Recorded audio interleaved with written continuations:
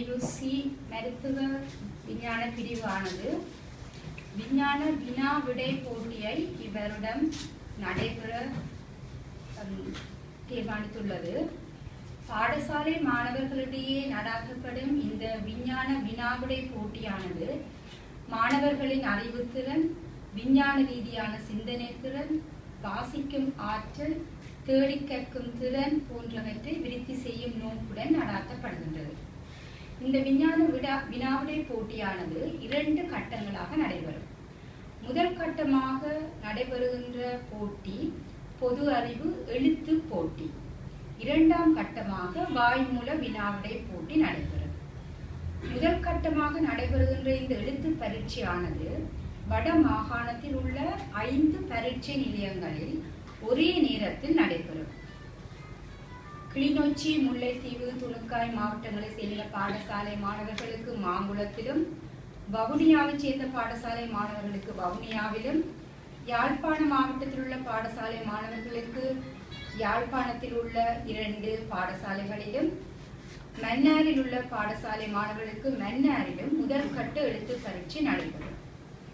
2ஆம் கட்டமாக நடைபெறுகின்ற வினாவிடை போட்டியானது வாய்மூல வினாவிடை போட்டியாக யாழ்ப்பாண பல்கலைக்கழகத்தில் இடம்பெறும். முதல் குறிப்பிட்டவாறு இந்த போட்டியில் காபோத சாதாரண உயர்தர மாணவர்கள் கலந்து கொள்ள அனுமதிக்கப்படுவார்கள். வடமாகாணத்தில் உள்ள காபோத சாதாரண உயர்தர வகுப்புகளை கொண்ட பாடசாலைகள் ஒவ்வொன்றிலும் இருந்து பாடசாலையினால் தெரிவு செய்யப்பட்ட 5 மாணவர்கள் எழுத்து மூலமான பொது அறிவு போட்டியில் கலந்து கொள்ள அனுமதிக்கப்படுவார்கள். ஒவ்வொரு பாடசாலையிலிருந்தும் பங்கு பற்றிய 5 போட்டியாளர்கள் பெற்ற மொத்த புள்ளிகளின் அடிப்படையில் 12 பாடசாலைகள் தெரிவு செய்யப்பட்டு வாய்மூலமான வினாவிடை போட்டியில் கலந்து கொள்ள அனுமதிக்கப்படுவார்கள். முதற்கட்ட எழுத்து பரீட்சையானது இம்மாதம் 25ஆம் தேதி நடைபெறும். 2ஆம் கட்ட வாய்மூல வினாவிடை போட்டியானது 12ஆம் தேதி மார்ச் மாதம் 12ஆம் தேதி யாழ்ப்பாண பல்கலைக்கழகத்தில் இடம்பெறும். இந்த வினாவிடை போட்டியில் 2ஆம் கட்டமாக நடைபெறுகின்ற வினாவிடை போட்டியில் 1ஆம், 2ஆம், 3ஆம் நிலைகளை பெற்ற பாடசாலை மாணவர்கள் அனைவருக்கும் வாய்மூலமான வினாவிடை போட்டியில் வெற்றி பெற்றமைக்கான சான்றிதழ்கள் வழங்குவதுடன் 1ஆம், 2ஆம் நிலைமைகளை பெற்ற பாடசாலைகளுக்கு பரிசில்களும் வழங்கப்படும்.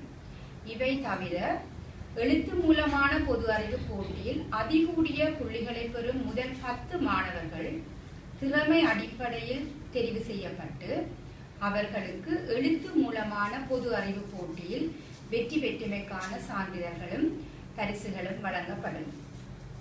இந்த போட்டிகளில் உங்கள் பாடசாலையிலிருந்து நீங்கள் உங்களுடைய விண்ணப்பங்களை அனுப்பி ஒவ்வொரு பாடசாலையிலிருந்தும் ஒரு குழுவாக 5 மாணவர்கள் நீங்கள் அனுப்பி இந்த போட்டிகளில் கலந்து சிறப்பிக்க பார்க்கிறீர்கள்.